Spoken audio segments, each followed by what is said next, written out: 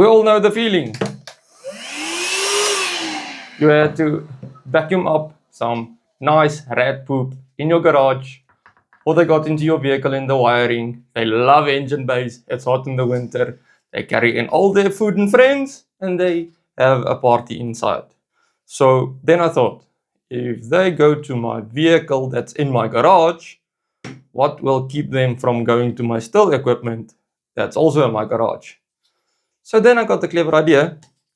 I sprayed the vehicle's engine bay and some in the wheel wells, and that same problem disappeared because the rat actually went into my engine bay, built himself a nice house, and I had my hands full to get rid of him. But the Liqui Moly rat man, he left.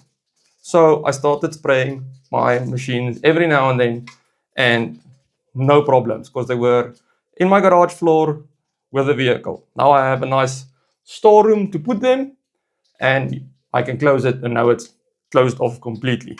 The nice thing about this is if you spray it on your machines, you get some on your hands and you lick it. You don't have to lick it. This is completely safe. It's not advised to eat or drink it, but it's safe. They actually recommend that you don't use rat poison or rat bait while using this. This will repel them, and it is strong enough so you don't have to kill them. They will just stay away. And it makes your machine look nice and shiny afterwards. I don't know if you can see it. You will be able to get this most automotive shops, hardware stores here and there, Amazon, if you're in South Africa, Take a Lot, US, like I said, Amazon, and all around the world. It's about $10 if you convert it to dollars. It's not expensive. If you have a place where it's completely raining and it washes off, they do recommend that you spray it there every 14 days.